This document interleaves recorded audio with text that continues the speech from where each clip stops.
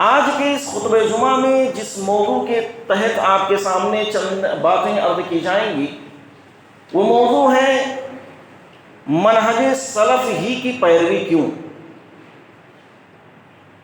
اللہ تبارک و تعالیٰ سے دعا ہے کہ اللہ رب العزت اس موضوع کے تحت جو کچھ باتیں ہمیں سنائی جائیں ان سب باتوں پر عمل کرنے کی توفیق عطا فرما، آمین۔ حضرات گرامی، یہ موضوع اگر دیکھا جائے تو سب سے پہلے ایک سوال ہے۔ سوال وہ یہ ہے کہ منہج سلف ہی کی پیروی کیوں؟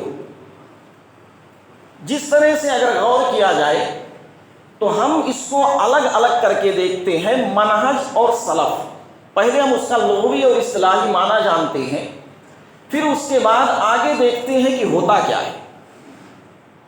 منہج کہتے ہیں طریقے کو، اور عربی میں ایسے راستے کو کہتے ہیں جس میں تین چیزیں پائی جائیں۔ پہلی جو چیز ہے وضاحت، دوسری چیز ہے ظہور، اور تیسری چیز ہے سیدھا ہونا، یہ ہے منہج۔ اسی طرح سے ایک لفظ نکلتا ہے منہاج، جس کو اللہ تبارک و تعالیٰ نے قرآن کریم کے اندر یوں فرمایا لِكُلِّ جَعَلْنَا مِنْكُمْ شِرْعَةً وَمِنْهَاجًا، ہم نے تمہارے لیے، تم تمام لوگوں کے لیے ایک شریعت اور ایک راستہ بنایا ہے۔ تو گویا کہ ان الفاظ کے ذریعے سے ہمیں یہ معلوم ہو گیا منہاج کا اصل معنی ہوتا ہے طریقہ، راستہ۔ اسی طرح سے ہے سلف۔ سلف کی اگر لغوی تعریف دیکھتے ہیں تو لغت میں سلف اس شے کو کہتے ہیں جو آگے بڑھ گئی، جو لوگ آگے نکل گئے۔ عربی میں کہا جاتا ہے سلف الشیء سلفن، آگے بڑھ جانے والے لوگ۔ اسی طرح سے جو لوگ قافلے سے آگے بڑھ جاتے ہیں انہیں بھی السلف کہا جاتا ہے۔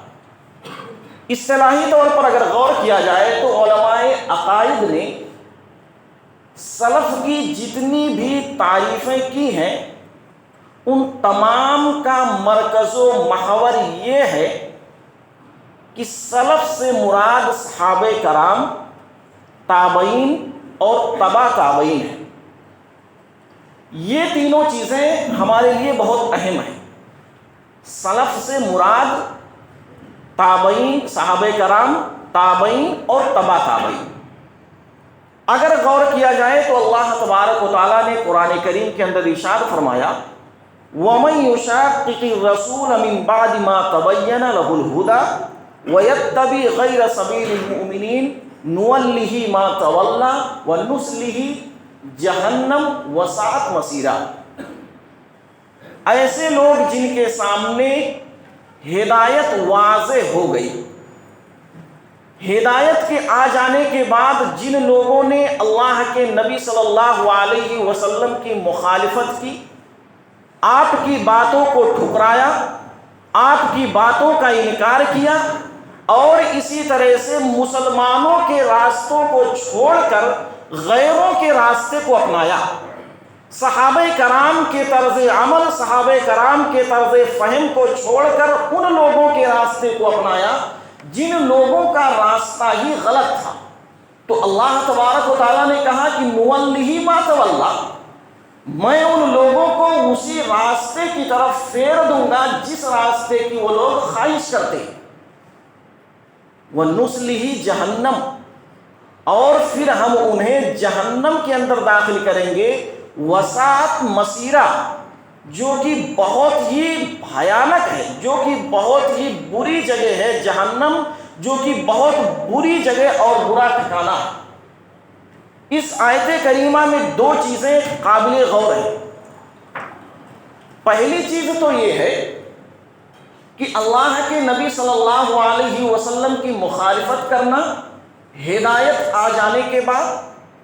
دوسری چیز ہے مسلمانوں یعنی صحابہ کرام کی پیروی نہ کرتے ہوئے ایسے لوگوں کی بات ماننا جو لوگ خود گمراہ ہیں، غیروں کے راستے کو اپنا لینا۔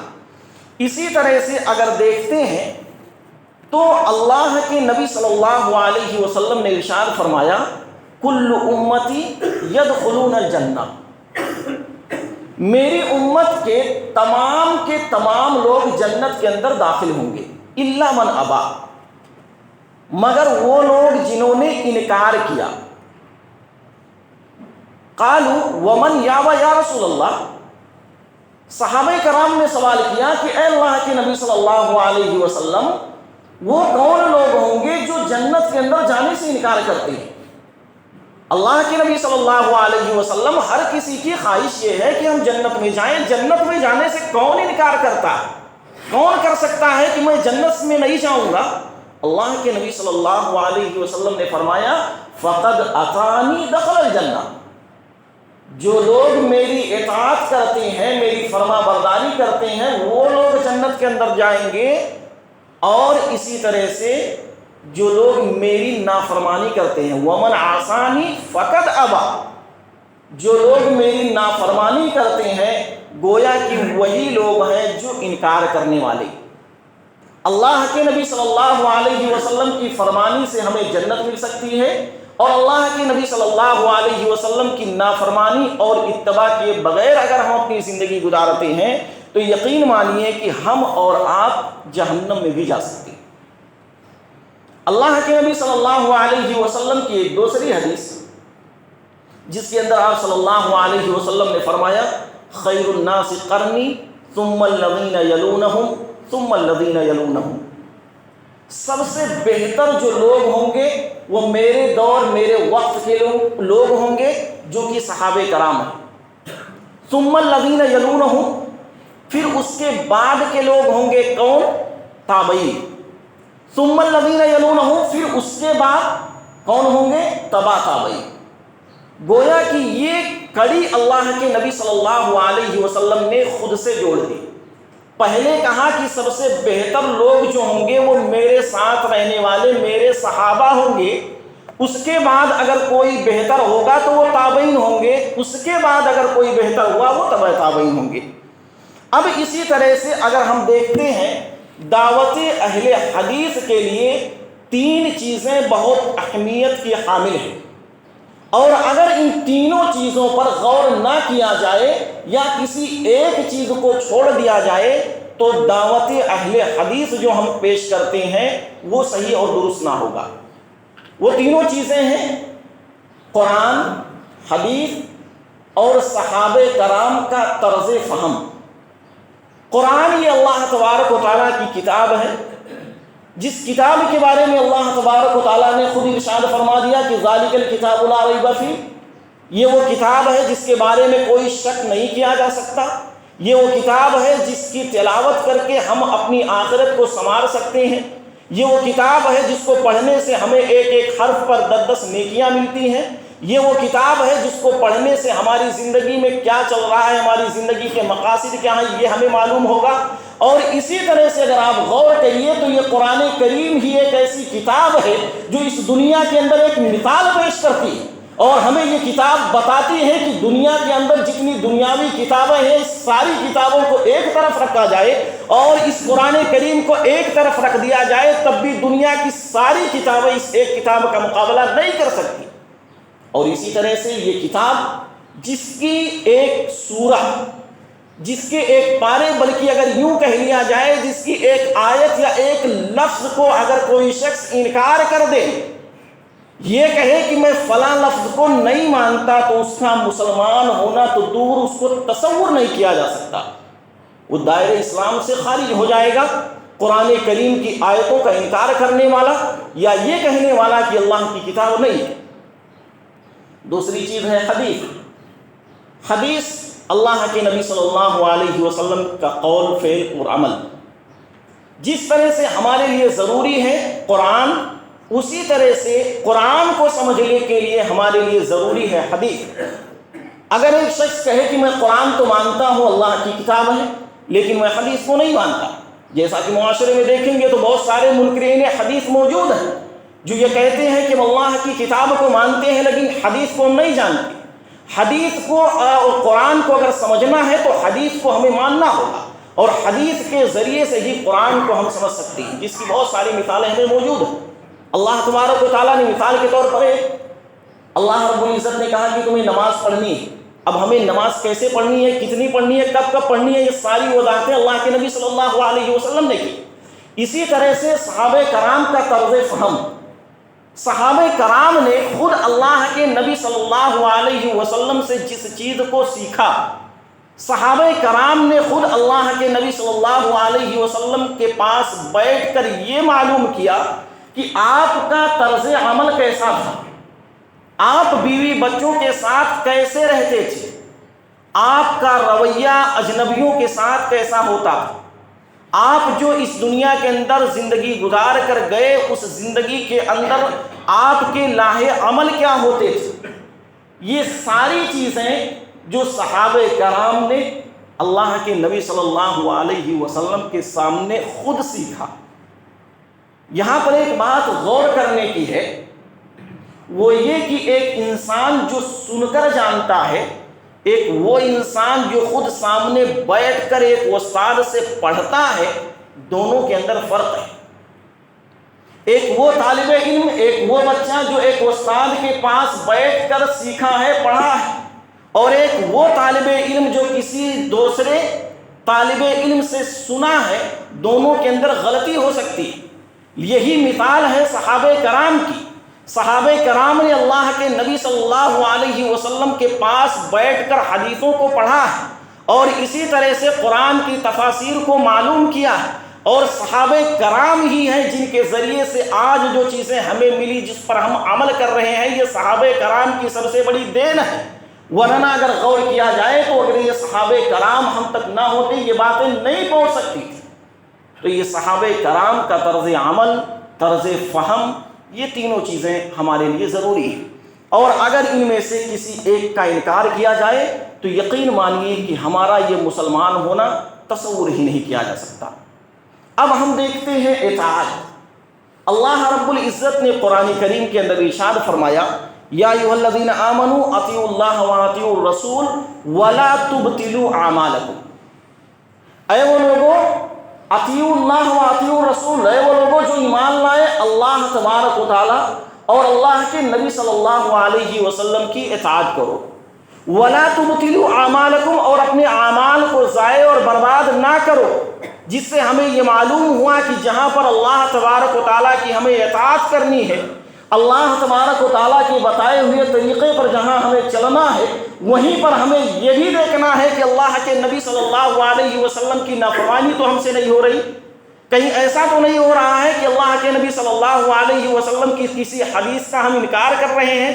اگر ہم حدیث کا انکار کر رہے ہیں تو گویا کہ اس آیت کی ہم مخالفت کر رہے ہیں، اور اللہ تبارک و تعالیٰ کی اس فرمان کی ہم مخالفت کر رہے ہیں، جس آیت کے اندر اللہ تبارک و تعالیٰ نے کہہ دیا، اے وہ لوگوں جو ایمان لائے اللہ اور اس کے رسول صلی اللہ علیہ وسلم کی اطاعت کرو، ولا تبطلوا اعمالکم، اور اپنے اعمال کو ضائع اور برباد نہ کرو۔ اپنے اعمال کو ضائع اور برباد وہی شخص کر سکتا ہے جو اس دنیا کے اندر رہ کر اپنی خواہشات کے مطابق زندگی گزارتا ہے۔ اسی طرح سے ابن عمر رضی اللہ تعالی عنہ ہیں، ان کے پاس ایک واقعہ آیا۔ سوال کرنے والوں نے سوال کیا کہ آپ یہ بتائیے، حج تمتع افضل ہے یا حج قران؟ حضرت ابن عمر رضی اللہ تعالیٰ عنہ نے کہا کہ حج تمتع افضل ہے۔ اس مسئلے پر غور کریے گا، سوشل میڈیا کے ذریعے سے اس پر بہت بحثیں ہوتی ہیں اور یہ بتایا جاتا ہے کہ حج قران افضل ہے۔ تو ابن عمر رضی اللہ تعالیٰ عنہ نے کہا کہ حج تمتع افضل ہے۔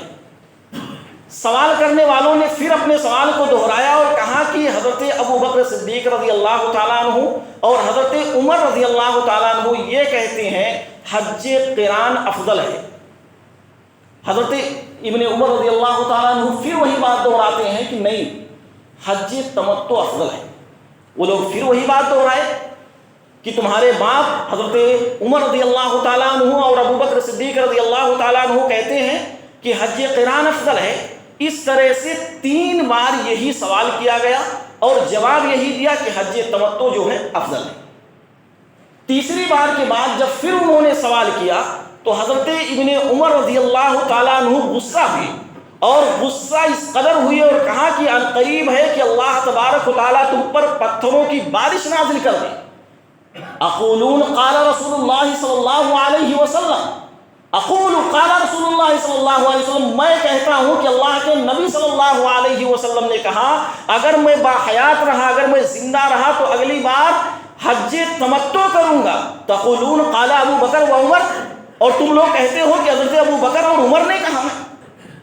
مقصد ان کا یہ تھا کہ میں یہ کہہ رہا ہوں کہ اللہ کے نبی نے کہا ہے کہ حج تمتع افضل ہے، اور تم لوگ کہہ رہے ہو کہ حضرت ابو بکر اور عمر یہ کہہ رہے ہیں۔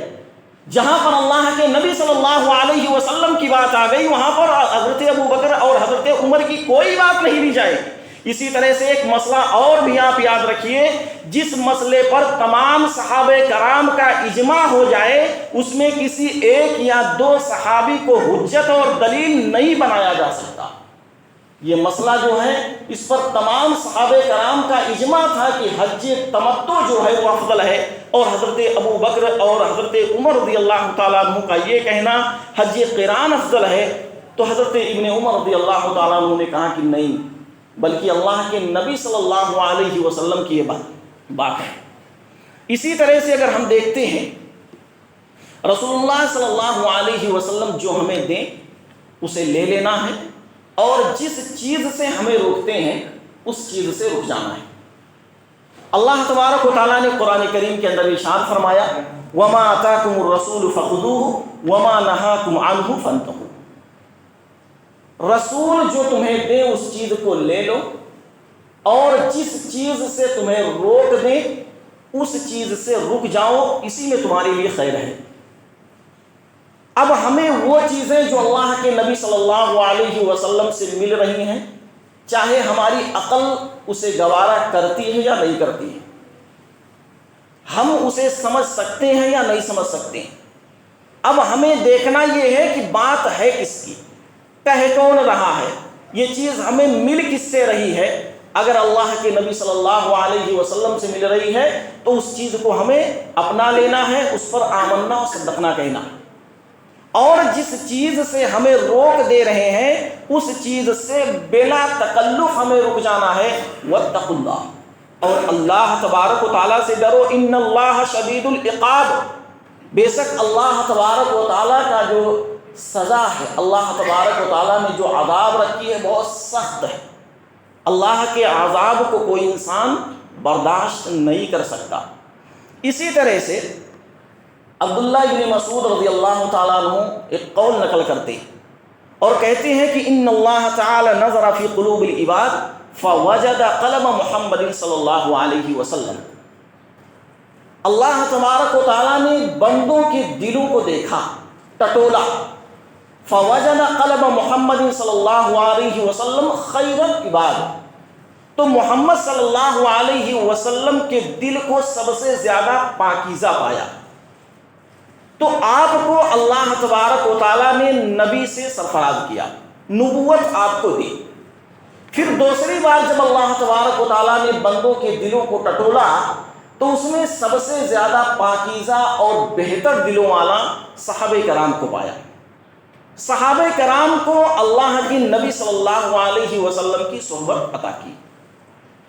اب ہم یہ دیکھتے ہیں ایک جنگ کے موقع پر کچھ قیدیوں کو لایا گیا، قیدی آئے، آپس میں مشورہ کیا گیا کہ ان قیدیوں کے ساتھ کیا کیا جائے۔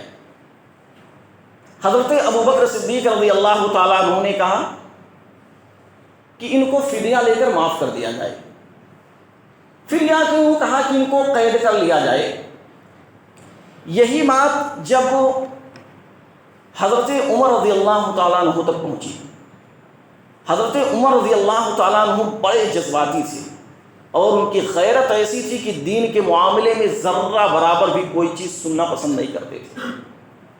جب یہ بات ان تک پہنچی اور یہ بتایا گیا کہ ہمارے پاس کچھ لوگ مشرکین جو قید کر کے لائے گئے ہیں کفار، ان کے ساتھ معاملہ کیا کیا جائے، آپ کیا کہتے ہیں ان کے بارے میں، انہوں نے کہا کہ دیکھو یہ وہی لوگ ہیں جنہوں نے ہمارے نبی صلی اللہ علیہ وسلم پر قاتلانہ حملے کیے، یہ وہی لوگ ہیں جنہوں نے ہمارے نبی صلی اللہ علیہ وسلم کا مذاق بنایا ہے، یہ وہی لوگ ہیں جنہوں نے ہمارے نبی صلی اللہ علیہ وسلم کی استہزاء کیے، یہ وہی لوگ ہیں جو ہمارے صحابہ کرام کو ستایا ہے، یہ وہی لوگ ہیں جنہوں نے ہمارے صحابہ کرام کو گالیاں دی ہیں، یہ وہی لوگ ہیں جنہوں نے ہمارے صحابہ کرام کو برا بھلا کہا، یہی لوگ ہیں جنہوں نے بلال حبشی رضی اللہ تعالیٰ عنہ کی پیروں میں بیڑیاں ڈال کر مکہ کی گرم پتھروں پر گھسیٹا۔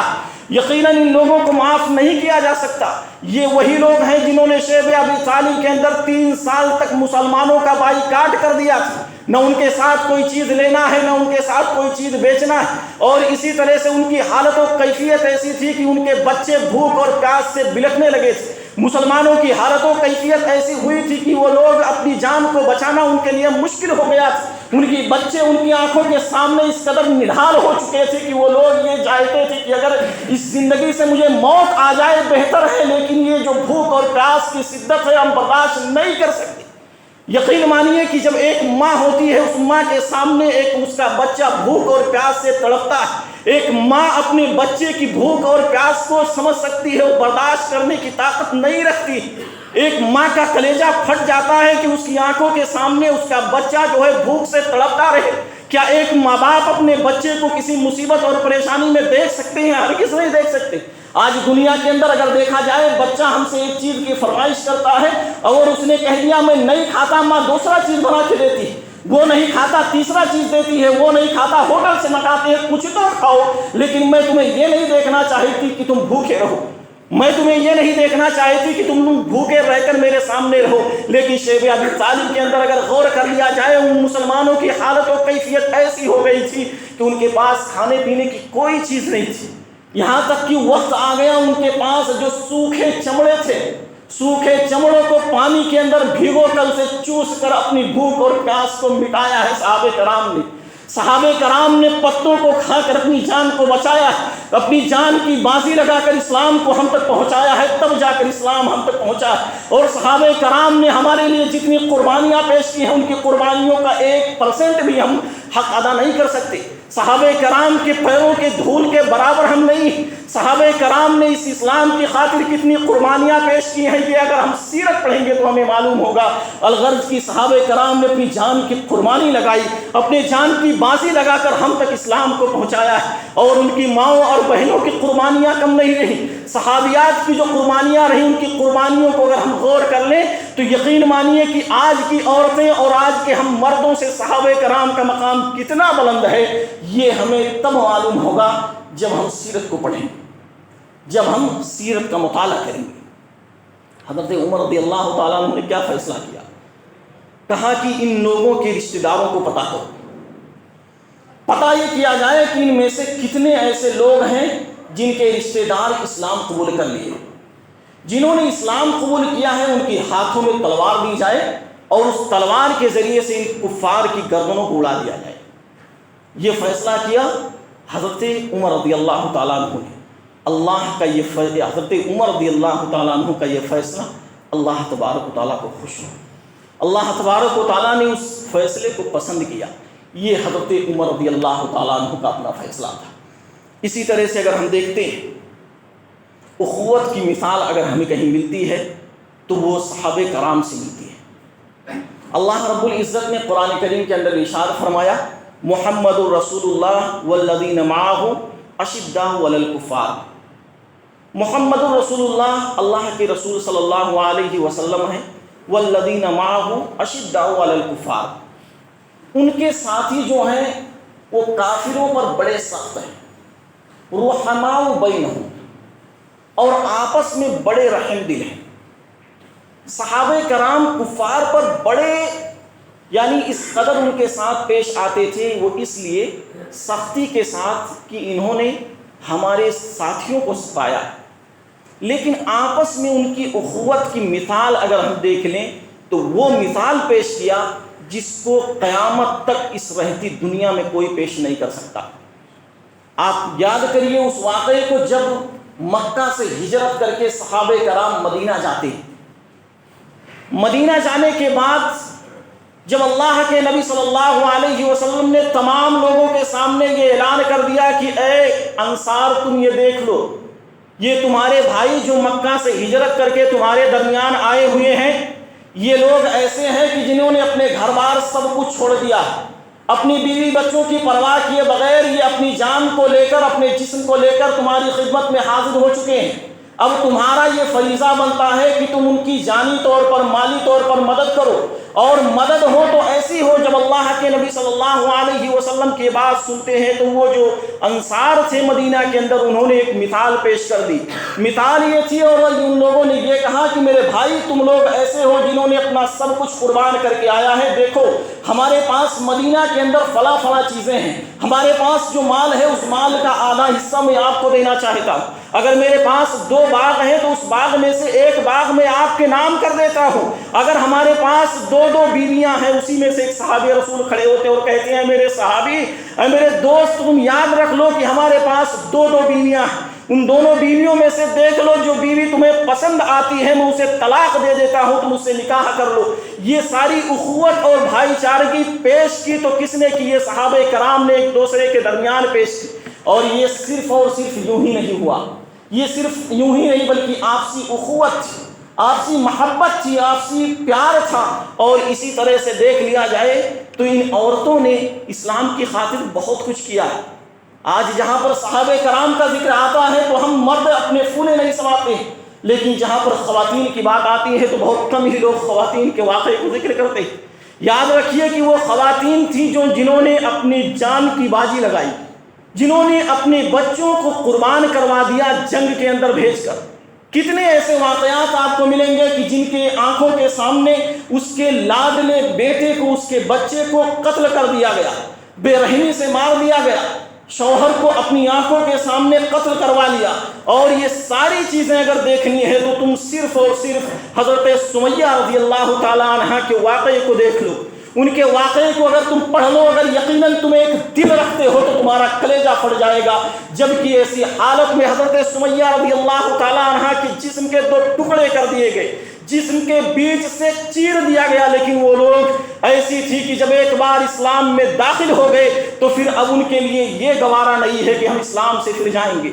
ان کے لیے یہ گوارا نہیں تھا کہ ہم اللہ کے نبی صلی اللہ علیہ وسلم کی صحبت میں آ گئے ہیں تو اب ہم انکار کر دیں گے، بلکہ کہا کہ تم جو کچھ میرے ساتھ کرنا چاہتے ہو کر لو، لیکن جب ہم اسلام قبول کر لیے ہیں تو اب اسلام ہمیں سب سے زیادہ پیارا ہے۔ یہ خواتین ہیں، یہ اس وقت کی صحابیات وہ عورتیں ہوا کرتی تھیں کہ جن کی مثال رہتی دنیا تک، قیامت تک ہمارے سامنے موجود رہے گا۔ اسی طرح سے دیکھیں گے ایک وہ طبقہ جو صحابہ کرام کو گالیاں دیتا ہے۔ اللہ کے نبی صلی اللہ علیہ وسلم نے فرمایا لا تسبوا احد من الصحابی، تم میں سے کوئی بھی شخص میرے کسی صحابی کو گالی نہ دے۔ کیوں نہ دے؟ وہ اس لیے کہ تم میں سے اگر کوئی شخص ایسا ہے جو احد پہاڑ کے برابر سونا صدقہ کرے، خرچ کرے، تو ہمارے صحابہ کے اس ایک مد کے برابر نہیں پہنچ سکتا جو صحابہ نے ایک مد خرچ کیا ہے، یا اس سے آدھا جو خرچ کیا ہے اس کے برابر نہیں پہنچ سکتا۔ غور کریے صحابہ کرام کا مقام کیا ہے۔ صحابہ کرام کا مقام یہ ہے کہ اگر ہم اور آپ انسان اگر احد پہاڑ کے برابر سونا خرچ کریں تو صحابہ کی ایک مد کے برابر نہیں پہنچ سکتے۔ آج اگر دیکھ لیا جائے، ایک باپ جو ہوتا ہے اپنے بیٹے پر، ایک بیٹا جو ہوتا ہے اپنے باپ کی ایک بات سننا گوارا نہیں کرتا۔ اگر ایک باپ کے سامنے اس کے بیٹے کو برا بھلا کہا جائے، یا بیٹے کے سامنے اس کے باپ کو برا بھلا کہا جائے، گالیاں دی جائیں، تو وہ اس گالی کو سننا پسند نہیں کرتا۔ اگر ایک باپ کے سامنے اس کے بیٹے پر، یا بیٹے کے سامنے اس کے باپ پر کسی نے انگلی اٹھائی ہے تو ہم اتنی طاقت رکھتے ہیں کہ تو ہم تمہارا ہاتھ کاٹ دیں گے، لیکن وہیں پر صحابہ کرام پر لوگ بدزبانیاں کرتے ہیں، صحابہ کرام کو لوگ گالیاں دیتے ہیں، سوشل میڈیا پر بیٹھ کر صحابہ کرام کو برا بھلا کہتے ہیں۔ لیکن آج ہمارا نوجوان انہی لوگوں کا سب سے بڑا دلدادہ بنا ہوا پھرتا ہے۔ آج ہمارا نوجوان جو ہے سب سے زیادہ انہی لوگوں کو پسند کرتا اور کہتے ہیں کیا واقعہ سنائے جی، کیا بات بتائے جی، دل خوش ہو گیا، کان خوش ہو گئے واقعے کو سن کر۔ من گھڑت قصے اور کہانیاں سنا کر لوگ اتنے زیادہ اپنے آپ کے پیچھے لگا چکے ہیں۔ ہمارا یہ نوجوان، ہماری نوجوان نسلیں جو ہیں انہی کے پیچھے بھاگتی ہوئی جا رہی ہیں۔ ہم یہ کہتے ہیں کہ وہ تو آیت نمبر بتاتا ہے، وہ تو حدیث نمبر بتاتا ہے، اس کے اتنے زیادہ فالوورز ہیں، اس کے اتنے زیادہ دیکھنے والے ہیں، اس کے اتنے زیادہ ماننے والے ہیں۔ یقین مانیے اس منبر رسول سے ہم یہ نہیں کہتے کہ قال الامام فلاں و فلاں، بلکہ ہم یہ کہتے ہیں قال اللہ و قال الرسول۔ اس منبر رسول سے اگر کوئی بات ہوتی ہے تو صرف اور صرف اللہ اور اس کے رسول صلی اللہ علیہ وسلم کی باتیں کی جاتی ہیں۔ ہم وہ نہیں ہیں کہ جن کے طریقے پر چل کر ہم ایک بھیڑ اکٹھا کر لیں اور جن کے آپ دلجانہ بنے پھرتے ہو نا، جن کے آپ دیوانے بنے پھرتے ہو۔ کبھی غور کر کے دیکھنا، کیا انہوں نے کبھی کسی صحابہ کرام کے واقعے کو ذکر کیا؟ کبھی کسی صحابہ کرام کے بارے میں انہوں نے بات کی ہے؟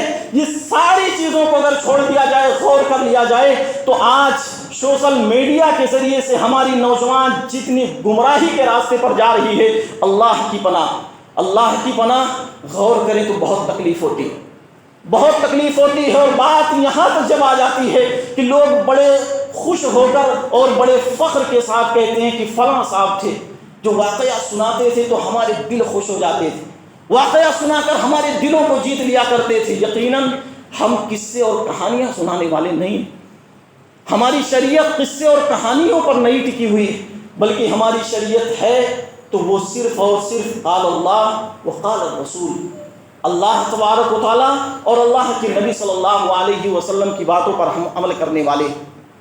وقت تو ہو چکا، لیکن میں چند کچھ باتیں آپ کے سامنے اور رکھوں گا۔ اسی طرح سے ہم یہ دیکھتے ہیں منہج سلف، جو بار بار کہا جاتا ہے منہج سلف کیوں ضروری ہے۔ آپ یقین مانیے منہج سلف جرح و تعدیل کے معاملے میں جتنا انصاف کرتا ہے اور دوسرا کوئی نہیں کرتا۔ امام ابو داؤد کا اگر بیٹا کذاب ہے تو بطور محدث وہ اپنے بیٹے کو کذاب لکھتے ہیں۔ امام بخاری کا اگر کوئی مدرس مشکوک ہے تو صرف اس وجہ سے کہ یہ ہمارے استاد ہیں، ان کے حدیث کو، ان کی بات کو اپنی حدیث کے اندر نہیں لکھتے ہیں۔ یہ ایک مثال ہے جو ہمارے سامنے منہج سلف کا ہے۔ پھر اسی طرح سے غور کیا جائے کہ منہج سلف کیوں اختیار کیا جائے، اس کا سادہ سا سمپل سا جواب یہ ہے، منہج سلف اس لیے استعمال کیا جائے، اس لیے اختیار کیا جائے، اس لیے اس پر عمل کیا جائے کیونکہ وہ صحابہ کرام نے خود اللہ کے نبی صلی اللہ علیہ وسلم سے وہ چیزیں سیکھی۔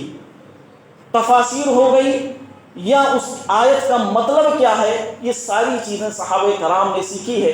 اس کی ایک مثال اگر ہم دیکھ لیتے ہیں، اللہ تبارک و تعالیٰ نے قرآن کریم کے اندر ارشاد فرمایا کلوا واشربوا حتى يتبين لكم الخيط الابيض من الخيط الاسود من الفجر۔ اللہ تبارک و تعالیٰ نے کہا کہ تم کھاتے پیتے رہو یہاں تک کہ سفید دھاگا کالے دھاگے سے بدل جائے۔ یہ عدی بن حاتم رضی اللہ تعالیٰ عنہ تھے، وہ کہتے ہیں کہ اس آیت کو جب ہم نے سنا تو ہم نے اپنے اونٹ کے باندھنے کی دو رسیاں، ایک سفید اور ایک کالی، اپنے تکیے کے نیچے رکھ کر سو گیا۔ رات ہوئی تو ہم نے ان دونوں رسیوں کو نکالا اور نکالنے کے بعد فرق کرنا چاہا کہ کون سی کالی ہے اور کون سفید ہے اور وقت کب سے کب تک ہے، وہ فرق نہ کر سکے۔ اللہ کے نبی صلی اللہ علیہ وسلم کے پاس گئے اور کہنے لگے اللہ کے نبی صلی اللہ علیہ وسلم، اللہ تبارک و تعالیٰ نے کہا ہے کہ سفید دھاگا کالے دھاگے میں تبدیل ہو جائے، وہ وقت ہے تو آپ میں یہ چیز کر رہا تھا لیکن میں فرق نہیں کر پایا۔ اللہ کے نبی صلی اللہ علیہ وسلم نے کہا کہ میرے پیارے صحابہ، اس کا یہ مطلب نہیں ہے، بلکہ اس سے اصل مراد ہے رات کا جو حصہ ہے، جو حد اللہ تبارک و تعالیٰ نے رکھا ہے وہ اصل مراد ہے۔ ظاہری طور پر یہاں دھاگا، کالا دھاگا اور سفید دھاگا مراد نہیں، بلکہ وہاں رات کا جو حد اللہ تبارک و تعالیٰ نے رکھا ہے وہ چیز اصل مراد ہے۔ آپ دیکھیے یہ صحابہ کے ذریعے سے ہمیں معلوم ہوا نا، اگر صحابہ کی نہ ہوتے تو یہ چیز ہم وہی ظاہری طور پر معنی لیتے ہوئے آتے اور یہی سمجھتے کہ یہی چیز صحیح ہے۔ اللہ کے نبی صلی اللہ علیہ وسلم نے کہا کہ یہود و نصارہ میں 72 فرقے ہوں گے اور میری امت میں 73 فرقے ہوں گے، اس میں سے 72 جہنم کے اندر جائیں گے، ایک جو ہوگا وہ جنت کے اندر جائے گا۔ صحابہ نے پوچھا اللہ کے نبی وہ کون ہوگا؟ اللہ کے نبی صلی اللہ علیہ وسلم نے کہا ما انا علیہ اليوم واصحابی، جس پر میں ہوں اور جس پر میرے صحابہ ہیں۔ گویا کہ صحابہ کو اللہ کے نبی نے اپنے ساتھ جوڑا۔ صحابہ کے مقام کو اگر ہم سمجھنا چاہیں تو اتنے کم وقت میں ان کے مقام اور اس کی عظمت کو نہیں سمجھ سکتے، لیکن پھر بھی جو باتیں آپ کے سامنے عرض کی گئیں مختصر سے انداز میں، اللہ تبارک و تعالیٰ سے دعا ہے کہ اللہ تبارک و تعالیٰ ہم تمام لوگوں کو سنی ہوئی باتوں پر عمل کرنے کی توفیق عطا فرما۔ اللہ رب العزت ہم تمام لوگوں کے صحابہ کرام کے مقام اور مرتبے کو سمجھنے کی توفیق عطا فرما۔ اللہ رب العزت دوران تقریر ہم سے اگر کچھ غلطیاں کوتاہیاں ہوئی ہوں تو ہمارے غلطیوں کو معاف فرما۔ اللہ رب العزت ہم تمام لوگوں کو 5 وقتہ نمازی بنا دے۔ اللہ رب العزت ہمارے دلوں میں نماز کی محبت ڈال دے۔ اللہ تبارک و تعالیٰ بالخصوص ہمارے نوجوانوں کو تو اپنی مساجد و مدارس سے جوڑ دے۔ اللہ رب العزت ہمارے وہ بھائی جو انتقال کر چکے اللہ ان کے قبر کو نور سے بھر دے۔ اللہ رب العزت وہ مسلمان بھائی جو پریشان ہیں ان کی پریشانیوں کو دور فرما۔ اللہ تبارک و تعالیٰ ہماری وہ جائز خواہشات جو ہم اپنے دلوں میں رکھتے ہیں ان جائز خواہشات کو تو قبول فرما۔ اللہ رب العزت ہم اس دنیا میں جب تک زندہ رہیں ایمان اور اسلام پر زندہ رہیں، اور ہمارا خاتمہ ہو تو خاتمہ بالخیر ہو۔ آمین۔ وآخر دعوانا ان الحمد للہ رب العالمین۔